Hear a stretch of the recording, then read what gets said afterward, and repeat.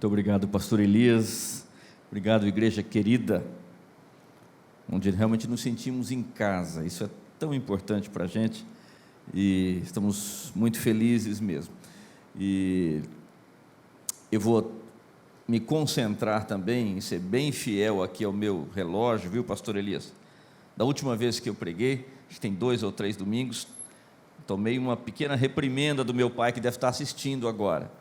Ele disse: gostei do seu sermão, filho, mas da próxima vez fale 10 minutos menos.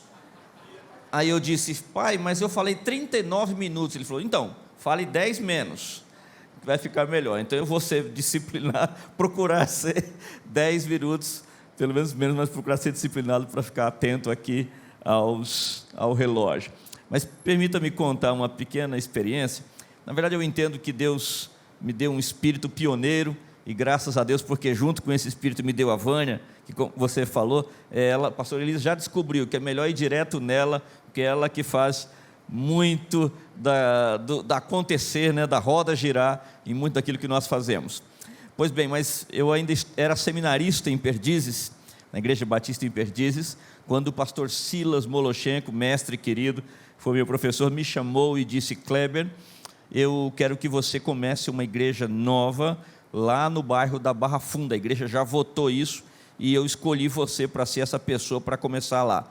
Eu disse: pastor, mas não faça isso, eu nunca comecei uma igreja, meu pai é um plantador de igreja, plantou dezenas, mas eu não sei tocar violão, nunca comecei uma igreja, não tenho experiência nenhuma, estava acho que no 2º ano do seminário. Eu disse: mas eu vou, se o irmão, com uma condição, olha que abuso, né? Com uma condição. Ele falou: qual?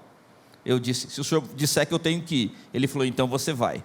Falei, então me dê 3 pessoas para ir comigo. Ele pensou e me indicou então um grupo de 3 irmãos que juntamente com as suas esposas formaram a nossa equipe. Mas no dia que ele apresentou, como o pastor fez aqui agora, a igreja, dizendo: olha, o seminarista Kleber vai começar um trabalho na Barra Funda, e fulano, ciclano e beltrano vão com ele. No dia que ele fez isso, quando terminou o culto, eu desci, tinha uma senhora chorando, e eu então abracei e disse: está acontecendo alguma coisa?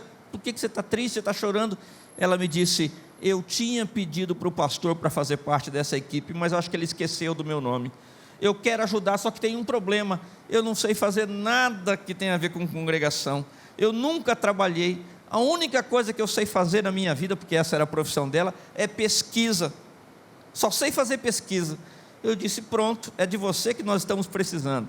Nós vamos começar o nosso projeto com uma pesquisa no bairro, para saber exatamente quais são as necessidades daquele bairro. Graças a Deus, hoje está lá a Igreja Batista da Barra Funda, né, que nasceu a partir daquele projeto. Na verdade, eu nem sabia, mas a Barra Funda, lá em São Paulo, era naquela ocasião, não sei se ainda é hoje, o lugar com maior concentração de cortiços na cidade de São Paulo. Há um diferencial importante em relação às comunidades, né, hoje chamadas assim as favelas. Os cortiços têm características muito próprias, e ali nasceu então esse ministério. Aquela irmã depois expandiu o seu trabalho, que se tornou na verdade um ministério com pesquisas religiosas, inclusive concluindo aqui o seu doutorado na Unicamp nessa área. O Senhor abençoou muito a vida dela. Mas por que eu estou dizendo isso? Para estimular cada um dos nossos irmãos aqui que nos ouvem. Talvez você diga: eu até gostaria de trabalhar com famílias, mas eu não sei, olha, a minha área de atuação é tal. Considere que o Senhor pode chamar você, e ser exatamente o seu trabalho, a sua contribuição, que vai fazer muita diferença nesse projeto, nesse trabalho. Como o pastor já mencionou, o que nós mais precisamos é de oração. Nada acontece no mundo espiritual, no reino de Deus, sem oração, irmãos. Então nós precisamos de voluntários que se juntem a nós para orar. Mas se você tem interesse em conhecer mais sobre esse projeto, que é um bebê, né, pastor? Está com 3 meses, nasceu aqui dia 8 de setembro de 2019. Portanto, aí temos 3 meses desse nenezinho, que vai começar agora na virada do ano, dar os seus primeiros passos.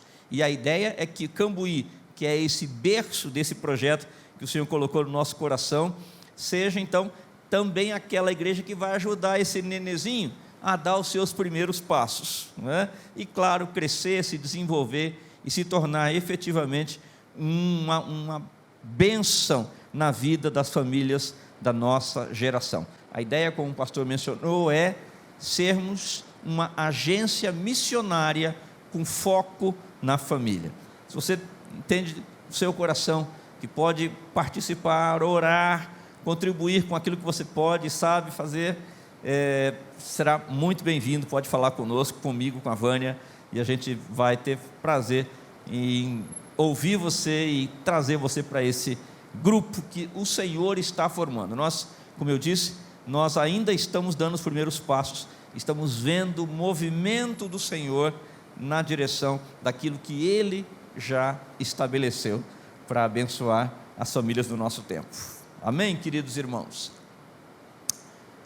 Eu penso que a segunda resolução mais importante da nossa vida, a primeira foi essa que o pastor já mencionou e nos lembrou tão bem. Domingo estava chovendo, né, pastor? Como agora? Então eu estive aqui, mas a minha esposa ficou em casa, e quando eu cheguei, citou seu sermão, né, baseado em João 15 inteiro, e eu fiquei muito feliz, porque para nós servirmos ao Senhor, precisamos permanecer nele, permanecer no Senhor, estarmos conectados em Jesus, e essa, sem dúvida nenhuma, é a primeira e a melhor das resoluções que devemos ter no nosso coração. Mas quero entender que a segunda mais importante é exatamente a de dedicarmos a nossa família a Deus. O pastor leu muito bem aqui o texto em que Josué diz: olha, eu não sei vocês, mas eu e a minha casa serviremos ao Senhor. Que seja essa também a nossa oração, a nossa decisão neste momento da nossa vida. Talvez você diga: mas eu ainda estou namorando, ou quem sabe ainda estou pensando em namorar, noivar, casar, nem tenho a minha própria família. Mas lembre-se, esta decisão nasce primeiramente no coração, e se ela se consolidar na sua vida, certamente o Senhor vai conduzi-la, de forma que você tenha sim uma família dedicada a Deus, consagrada ao Senhor, separada pelo Senhor e para o Senhor nosso Deus. Quero pedir que você venha comigo, por favor, no texto que servirá de base para a nossa reflexão, que é em 2 Samuel, segundo livro de Samuel, capítulo 6, versos de 11 e 12. 2 Samuel, capítulo 6, versos 11 e 12.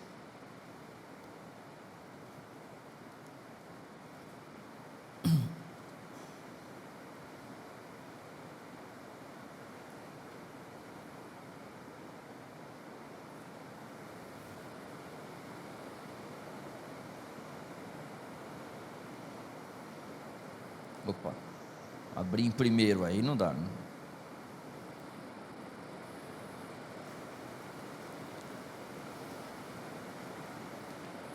Primeiro livro de Samuel, versos 11 e 12.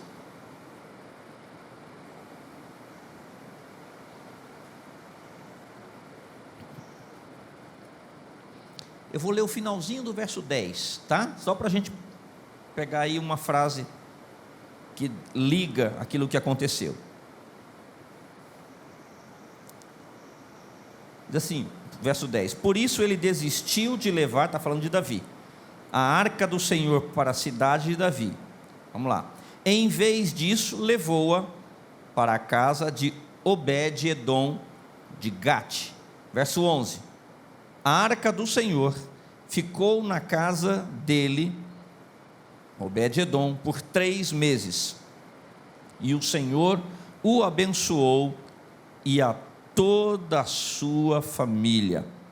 Verso 12: e disseram ao rei Davi: o Senhor tem abençoado a família de Obed-edom e tudo que ele possui por causa da arca de Deus. Então Davi, com grande festa, foi à casa de Obed-edom e ordenou que levassem a arca de Deus para a cidade de Davi. Vamos orar mais uma vez? Bendito o Senhor, Deus da nossa vida, Querido Pai, amor maior do nosso coração, muito obrigado, querido Senhor, por esta oportunidade maravilhosa de estarmos diante de Ti. E neste momento, Deus bendito, assim como ouvimos o som desta chuva que cai na nossa cidade agora, nós pedimos também que nós ouçamos com muita intensidade, com muita clareza, com muita reverência a Tua voz. Senhor Deus, eu quero pedir que nenhum de nós deixe este ajuntamento sem a clara convicção de ter ouvido a Tua voz. Em nome de Jesus, leva cativo todo o nosso pensamento por meio da ação direta do Teu Espírito. Remove de nós, Senhor Deus, toda dispersão, toda digressão. Sabemos que às vezes a luta no nosso interior, que nos leva a desejar outras coisas, a pensar em outras coisas, que não aquilo que o Senhor deseja nos falar, mas que nesta noite, sejamos nós todos impactados pela clareza da Tua palavra. Assim nós oramos, e assim nós pedimos ao Senhor, em nome de Jesus, amém. Meus irmãos queridos, dentre algumas certezas que eu quero estimular que você guarde no coração nessa noite, uma delas é de que a casa de Deus pode ser a sua, a exemplo do que aconteceu com a casa de Obed-Edom. Este senhor, que nós não sabemos muita coisa sobre ele, provavelmente o currículo dele, o pastor leu algumas coisas sobre mim hoje aqui, mas de Obed-Edom a gente nem isso sabe. Em outra, ele aparece numa outra citação bíblica, apenas mencionado como sendo um levita, só isso, basicamente.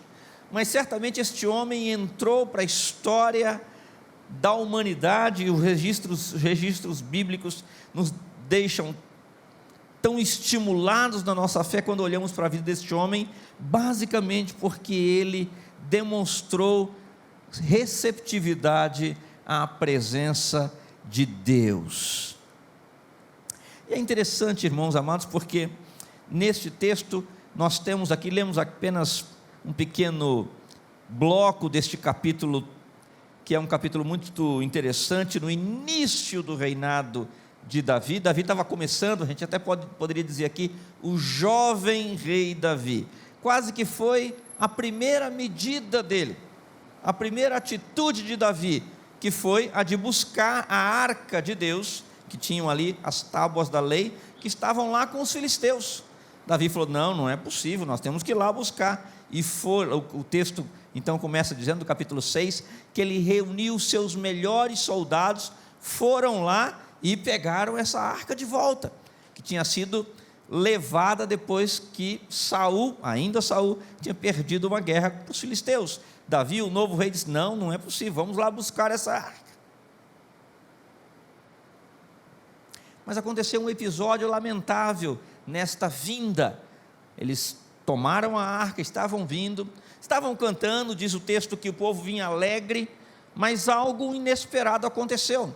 Os bois que carregavam a arca da lei tropeçaram, um dos bois tropeçou, e um dos moços que estava ajudando ali, tinha um na frente e outro atrás, e o que estava atrás, quando viu que a arca ia cair, porque o carroção, digamos assim, que estava levando a arca, conduzido pelos bois, estava pronto para cair e derrubar a arca, o que ele fez? Tocou na arca, e naquele momento, diz o texto, que a ira do Senhor feriu aquele homem, e ele morreu. Davi ficou muito contrariado. É interessante porque diz o texto que Davi teve medo de Deus naquele momento. O que Davi fez? Falou, não é possível, não vamos, como é que eu vou carregar esse negócio daqui até Jerusalém? Tinha uma caminhada longa ainda pela frente. O que ele fez? Falou, vamos deixar isso aqui. Onde que a gente deixa? Alguém sugeriu, eu não sei como, o texto não diz, como é que Obed-Edom surgiu nesse momento, mas o fato é que a decisão foi de que a arca ficaria na casa de Obed-Edom. Este homem recebeu a arca na sua casa, e conforme o texto que lemos, tudo na vida dele, na casa dele, prosperou grandemente. E durante 3 meses, as coisas na vida dele, olha, foi sucesso em cima de sucesso. Sabe quando dá tudo certo? Foi o que aconteceu. Alguém chegou lá para o rei e falou: o negócio lá é o seguinte, está tudo dando muito certo na vida de Obed-Edom, ele está indo super bem, o Senhor está prosperando a vida dele em tudo. E Davi disse: vamos buscar essa arca. E foram buscar imediatamente a arca.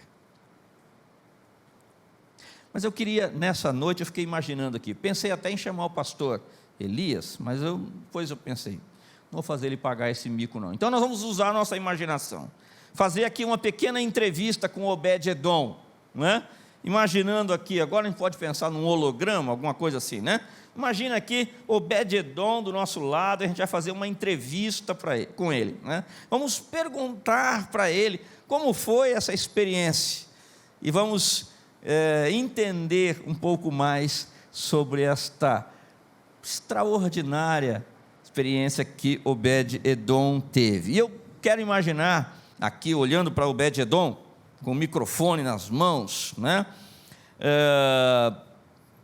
Obed-Edom, imagine a gente perguntando para ele isso: Obed-Edom, o que você tem a dizer sobre esta experiência da arca? Me conta um pouquinho, como é que foi esse negócio de deixar a arca lá na sua casa? Talvez Obed-Edom olhando, dissesse: olha, eu não tenho muito para dizer não, mas eu quero fazer 2 comentários. E claro, nós vamos tomar esses 2 comentários aqui hipotéticos de Obed-Edom como sendo as nossas 2 lições preciosas para cada um de nós nessa noite. E a primeira delas seria algo do tipo: olha, o que eu posso dizer é que nada é melhor do que desfrutar a presença de Deus. Como é que é? Você pode repetir, Obed-Edom, por favor? Sim. Olha, vou dizer de novo: nada é melhor do que desfrutar a presença de Deus. Irmãos queridos, experimentar a presença do Senhor é algo absolutamente inigualável. O próprio Davi, que tantas vezes falou sobre a presença de Deus, no Salmo 16, ele diz: na tua presença, verso 11, na tua presença há abundância. Outras traduções dizem plenitude de alegria. Os apaixonados aqui, eu sei que muitos mesmo, aí depois de tantas e tantas décadas de casados, continuam apaixonados e devem continuar exatamente assim. Mas vamos nos lembrar daqueles primeiros dias, quem sabe as primeiras semanas de romance, não é? E vamos nos lembrar como os apaixonados às vezes perdem um pouco até a noção, não é verdade? A noção às vezes do ridículo, não é? Perdem a noção. Sabe, uma vez eu encontrei um casalzinho, namorados, que me disse o seguinte: pastor, nós gostamos tanto de conversar um com o outro, gostamos tanto de estarmos um com o outro, que nós fizemos um plano da TIM, daquele ilimitado. Então, quando nós vamos dormir, cada um na sua casa, claro, né? Nós colocamos o telefone ali do lado do travesseiro, que é para que cada um de nós ouça os suspiros do outro durante a noite. E eu não sei, mas não sei se teve ronco também. Eu sei que o namoro não foi muito longe. Não sei se acho que não foi uma boa ideia, né? Não foi uma boa ideia. E eu fiquei pensando, mas bem feito para ti, né? Esse negócio, que eles não pensaram nos namorados, né? Negócio de ligação ilimitada, eles deixavam ligado o telefone a madrugada inteira, para um ouvir então, ouvir os suspiros do outro. Depois acabou, o pessoal reclamou de ciúme um do outro tal, e o namoro não foi muito para frente. Mas o fato é que é maravilhoso nós estarmos com alguém que nós amamos. A presença. Posso dar um exemplo meu? Eu estudava na faculdade teológica, a Vânia morava na Cardoso de Almeida, um quarteirão. E eu tinha 15 minutos de intervalo na faculdade teológica. O que eu fazia? 5 minutos para ir, 5 minutos para falar oi, ali conversar, no hall do apartamento. Ela trazia um lanchinho, né? Eu não ia por causa do lanche, eu ia por causa dela. Mas ali, naqueles 5 minutos a gente conversava, tá? Tchau, um beijinho assim, e saía rapidamente, 5 minutos para voltar para estar de novo. 15 minutos, os 15 minutos melhor aproveitados que eu podia ter lá na faculdade teológica enquanto estudava. Porque estar na presença de alguém que nós amamos é simplesmente maravilhoso. O Senhor, eu quero crer assim, permitiu que Obed-Edom tivesse os 3 melhores anos da sua vida, os 3 melhores meses da sua vida. Se nós perguntássemos para Obed-Edom, mas e aí, Obed-Edom? Ele falou, olha, o que eu posso dizer é o seguinte, foi um tempo maravilhoso, de experimentarmos a doçura, a realidade da presença de Deus. Mas é preciso a gente avançar um pouquinho mais quando fala de presença de Deus, porque há uma verdade aqui também maravilhosa, que é a de que Deus sempre abençoa os seus anfitriões. Deus sempre abençoa os seus anfitriões. Você pode lembrar de uma visita que você recebeu na sua casa? Às vezes, ainda quando criança tem às vezes experiências que, até por serem pequenas, ficam tão bem registradas que você não esquece nunca mais. Você pode lembrar de uma experiência dessa?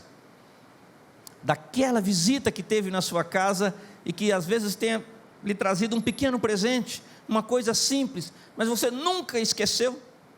Enquanto pensava nisso, me veio à mente uma experiência. Me lembro do aniversário de 2 anos da minha irmã, da Clévia, e um tio nosso veio com uma boneca. Naquela época não tinha Barbie, então era Suzy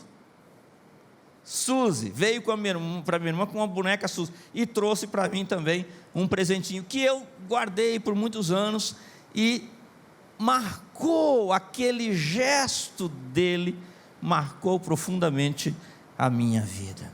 O que nós temos quando a presença de Deus se manifesta na nossa vida, irmãos amados?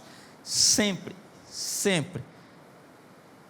a bênção dele nos transforma, a bênção dele marca a nossa vida.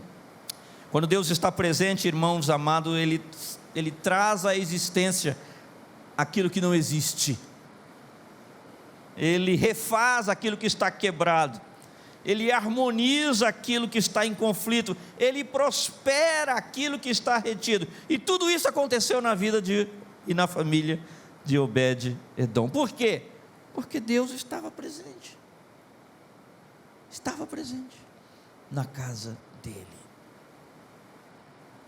Mas a nossa entrevista com Obed-Edom vai continuar.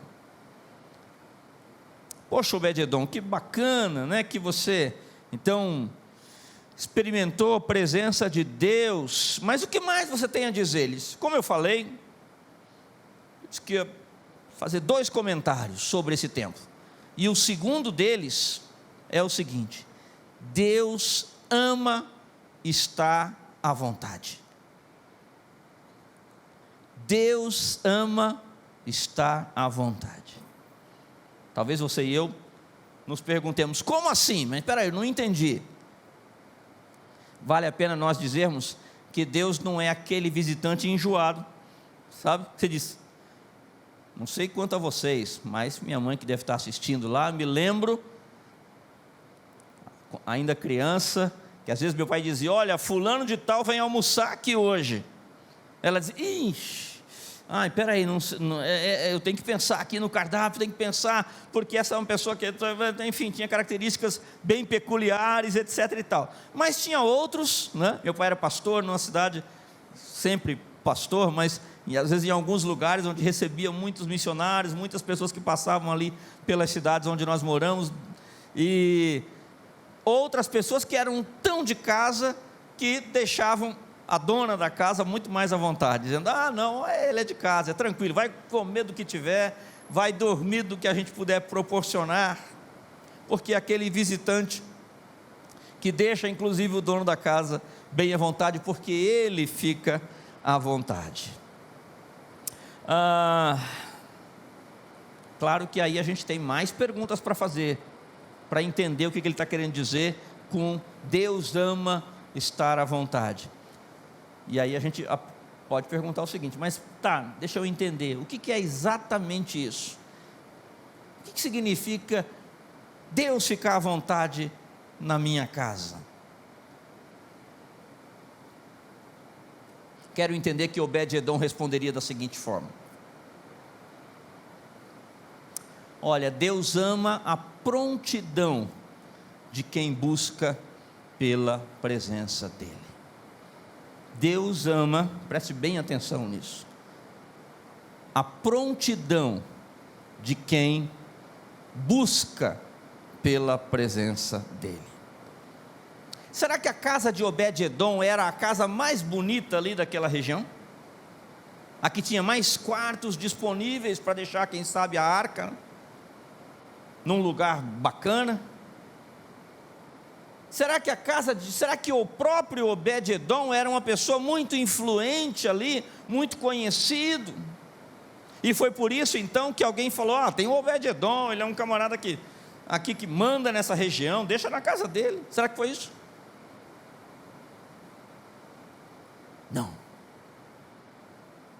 Eu quero entender que a arca da presença de Deus foi levada para a casa de Obed-Edom, porque Obed-Edom estava pronto para recebê-la. Pronto para recebê-la. E prontidão, meus queridos irmãos, do ponto de vista espiritual, não é sinônimo de perfeição. A Bíblia fala e nos ensina que nós somos sim imperfeitos, porque somos pecadores, somos inclinados para o mal, na nossa natureza. Conquanto sejamos imperfeitos, somos imperfeitos que amam a perfeição, por meio de Jesus Cristo, que nos chamou para o reino da luz.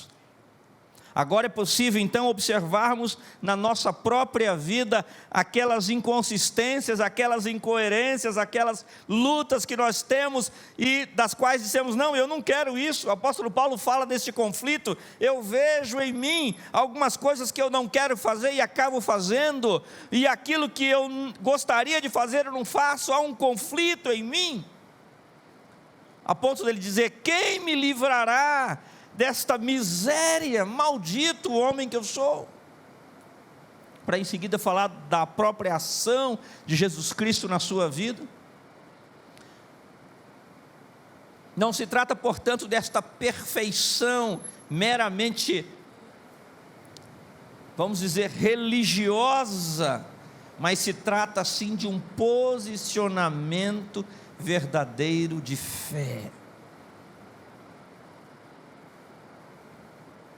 Obed-Edom e a casa dele estavam prontos para receber a presença de Deus, e essa prontidão pôde ser denunciada, identificada pelo desejo, pelo anseio que eles tinham na alma em relação ao Senhor. Salmo 34, próprio Davi diz: perto está o Senhor de todos os que o invocam, de todos os que o invocam em verdade, verdadeiramente. Eu quero crer que era este sim o caso de Obed-Edom. Há um exemplo na Bíblia muito interessante de um homem chamado Cornélio. A Bíblia diz inclusive que ele era centurião Cornélio, e o Senhor trabalha com Cornélio e ao mesmo tempo trabalha com Pedro, quando diz: Pedro, quero que você vá lá na casa desse homem dos gentios. Mas pensando na perspectiva de Cornélio, é interessante quando o Senhor fala para Pedro, por quê? Ele diz: porque eu tenho ouvido as orações e as ofertas que esse homem tem dado. Ou seja, havia no coração de Cornélio um anseio de conhecer mais a Deus, um desejo de se aproximar mais de Deus. E até mesmo quando ele ofertava, quando ele ajudava pessoas, ele possivelmente fazia isso numa perspectiva de amor pelo Senhor, ainda que não o conhecesse tão bem, ainda que não soubesse exatamente como encontrá-lo, mas ele estava buscando sinceramente a Deus. Isso é um sinal de prontidão, que deve estar no coração de toda pessoa que deseja dedicar a sua família ao Senhor. Senhor, eu quero, eu desejo verdadeiramente mais de Ti, mais da Tua presença na minha vida e no meu lar. Mas Obed-Edom, e quero crer, completaria dizendo: mas olha, Deus também fica muito à vontade nos lugares onde Ele é honrado, nos ambientes onde Ele é honrado de verdade. Davi, como eu disse, era um jovem rei ainda, e eu suponho que ele aprendeu com Obed-Edom um pouco mais sobre como honrar a Deus. O texto não nos dá esses detalhes. Diz o texto que ele foi lá buscar, verso 12, então diz lá o texto, e eu quero ler com você, tá bom? Esse 12 até o 19, que diz assim: e disseram ao rei Davi, melhor, vamos no 13 para ganhar um pouquinho de tempo. Quando os que carregavam a arca do Senhor davam 6 passos, eles sacrificavam um boi e um novilho gordo. Davi, vestindo o colete sacerdotal de linho, foi dançando com todas as suas forças perante o Senhor, enquanto ele e todos os israelitas levavam a arca do Senhor ao som de gritos de alegria. Aconteceu que, entrando a arca do Senhor na cidade, Mical, filha de Saul, observava de uma janela, e ao ver o rei dançando e celebrando perante o Senhor, ela o desprezou em seu coração. Eles trouxeram a arca do Senhor e a colocaram na tenda que Davi lhe havia preparado. E Davi ofereceu holocaustos e sacrifícios de comunhão perante o Senhor. Após oferecer os holocaustos e sacrifícios de comunhão, ele abençoou o povo em nome do Senhor dos Exércitos, e deu um pão, um bolo de tâmaras e um bolo de uvas passas a cada homem e a cada mulher israelita. Depois, todo mundo partiu, cada um para a sua casa. Deus ama estar em lugar onde Ele é honrado, onde a sua presença é reconhecida e recebe o devido valor. Agora, só dando uma passada bem rápida, o que Davi aprendeu e colocou em prática como expressões de honra ao Senhor, para levar então a arca até a cidade de Jerusalém? Nós vemos aqui expressões de santidade. Irmãos queridos, a presença de Deus é honrada através da santidade. Verso 13: a cada 6 passos sacrificavam um boi e um novilho gordo. Sacrifício é sinal de rendição ao Senhor, de arrependimento, de reconhecimento do seu pecado. Momento do sacrifício, no Velho Testamento, era aquele momento em que quem estava oferecendo o seu sacrifício ao Senhor estava dizendo: eu reconheço que pequei contra o Senhor. Agora você imagine fazer uma viagem de que a cada 6 passos havia um sacrifício. Davi também coloca o colete sacerdotal. Isso tudo está prescrito na lei.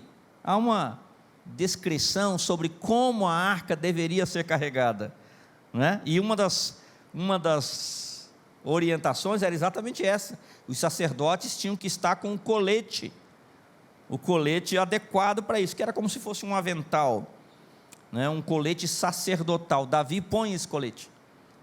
O que nós temos aqui? Santidade é sinônimo de rendição, mas também é sinônimo de excelência. Se queremos o Senhor na nossa família, na nossa casa, precisamos sempre dar o nosso melhor. Dar o nosso melhor, o melhor da nossa vida, o melhor daquilo que temos. 2, a presença de Deus é honrada através da adoração.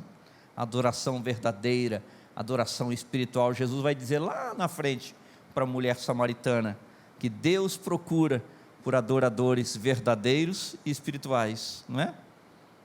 Isso já acontecia no tempo aqui de Obed-edom e de Davi, e também acontece nos dias de hoje. Eu quero a presença de Deus na minha vida, no meu lar, é preciso que eu o receba com santidade e também com adoração verdadeira. E ainda vemos que a presença de Deus é honrada através da unidade. Naquele momento, no final, quando a arca chega, Davi oferece ali um banquete, alimenta todas aquelas pessoas, e ele não fez isso com um grupinho separado, ele fez com todo mundo. Diz que todos os israelitas receberam a mesma porção de alimento. Comunhão. A Bíblia diz que o Senhor ama a adoração, a união dos irmãos. Isso para Ele é suave, é agradável quando os irmãos vivem em união. E deve ser assim também no nosso lar. Eu honro a Deus, eu honro a presença de Deus, eu trato bem a presença de Deus na minha casa, quando a minha casa é um lugar de santidade, quando a minha casa é um lugar de adoração, quando a minha casa é um lugar de unidade. Quero caminhar aqui para o fim da nossa reflexão, irmãos queridos, e quero fazer uma pergunta para você.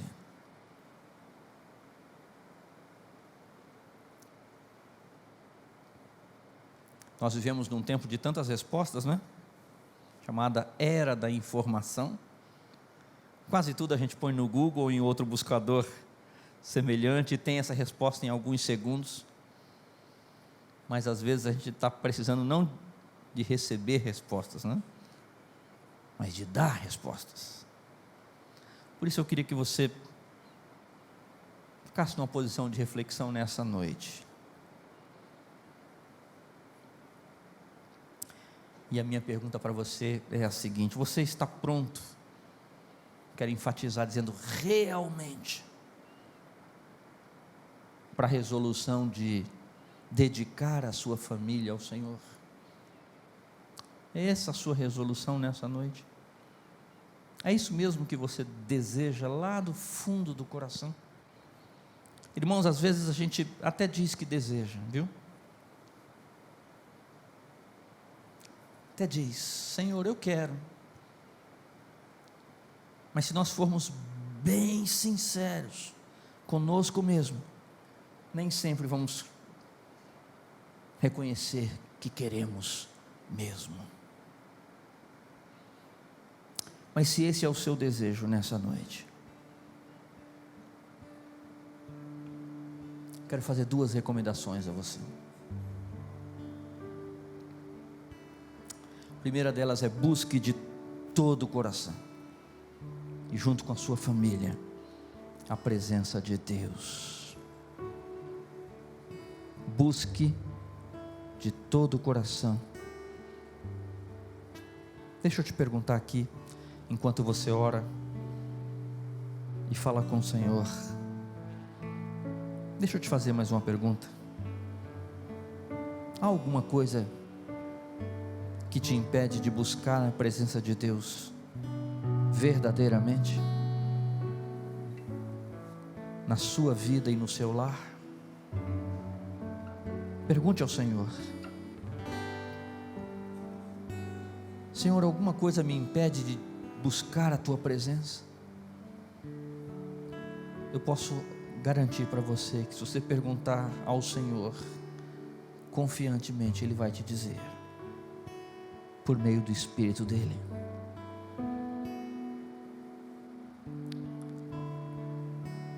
A sua agenda, meu querido irmão, minha querida irmã, é um empecilho para que você busque mais a presença de Deus? Pode ser que você tenha tido um ano de 2019 muito atarefado.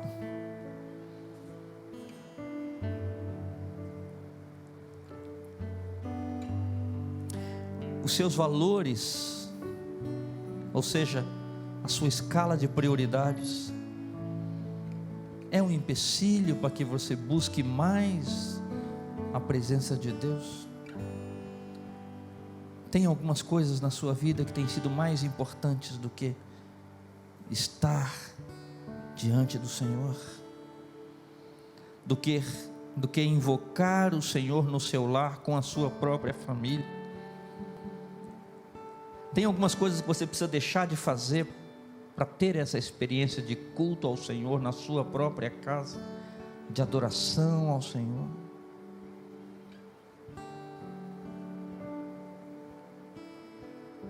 Há alguma mágoa no seu coração, ressentimentos, tristeza, que também servem de barreira para que você busque a presença de Deus no seu lar? Quem sabe você diga: eu já tive momentos melhores, minha casa já foi um lugar que tinha culto, sabe, muita gente ia lá em casa para ter reunião, mas hoje a gente está um pouco frio. Existe algum ressentimento que você tem guardado e que hoje você pode colocar tudo aos pés de Jesus e dizer: Senhor, a partir de hoje isso não vai ser mais empecilho para que eu busque ao Senhor, para que eu busque a tua presença? Se de fato você quer dedicar a sua casa ao Senhor, busque a presença dEle, apesar de qualquer coisa, de qualquer barreira, qualquer dificuldade que porventura possa se levantar contra esse propósito. E mais, se você deseja realmente dedicar a sua família ao Senhor nesta manhã, lute espiritualmente para que toda a sua família aprenda a honrar ao Senhor, honrar a presença dEle. Talvez você diga: mas a minha família nem conhece Jesus. Meu querido irmão, minha querida irmã, a Bíblia não diz quantas pessoas da vida na família de Obed-Edom eram tementes a Deus, mas diz que Obed-Edom recebeu a presença de Deus manifestada ali pela arca, e Deus abençoou toda a família dele.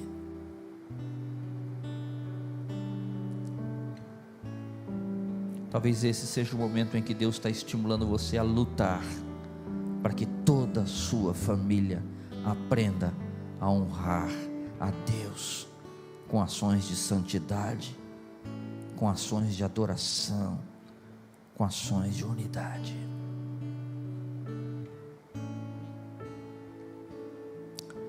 Você não é obrigado a fazer essa resolução nessa noite. O nosso Deus não trabalha dessa forma. Deus nos ama, mas Ele também se agrada quando nós o amamos, não por obrigação, mas por gratidão e por compreensão de que esta é a melhor ação que alguém pode ter nessa terra: amar a Deus e a presença dEle. Então, se você deseja nesta noite afirmar diante do Senhor: eu ofereço a minha casa ao Senhor, como Obed-edom fez, como Josué disse que faria e fez, e como muitos irmãos, talvez você tenha exemplos lindos na sua vida, de avós, de pais, de tios, de vizinhos, de pessoas que de fato dedicaram a família, a sua vida e a família ao Senhor, e se tornaram grandes exemplos de uma vida espiritual consistente, de um lugar que se tornou um farol no meio da escuridão, às vezes na própria rede familiar, mas era uma família que se distinguia das outras. Se este é o seu caso, se você está tomando essa decisão hoje porque deseja fazê-lo, eu quero pedir que você fique em pé, eu quero orar por você. Fique em pé no lugar onde você está, como quem diz: Senhor, eu ofereço sim a minha casa a Obed-edom. Como Obed-edom, ofereço ao Senhor.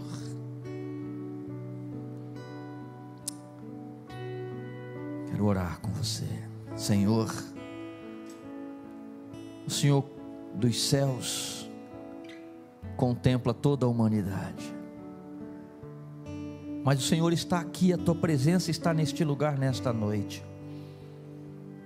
Tua presença está aqui, os teus anjos estão aqui, os teus olhos estão aqui, e o Senhor vê o coração de todos os meus irmãos, e o Senhor vê os Obed-edoms que se levantam nesta noite dizendo: eu quero que a presença de Deus vá para a minha casa, eu quero a presença de Deus no meu lar, eu almejo isso, eu desejo isso de verdade, e eu me comprometo a honrar a presença dEle na minha vida. Eu me comprometo a honrar, a valorizar a presença dEle. Eu me comprometo a tratar bem o Senhor na minha casa. Senhor Deus, que o Senhor visite os nossos lares nesta noite, que o Senhor nos toque de uma maneira especial, e que a tua presença transborde nos nossos lares, e tudo isso, Senhor Deus, para a tua honra, para a tua glória e para a nossa alegria, Senhor. Assim nós oramos, assim nós pedimos ao Senhor, em nome de Jesus, amém.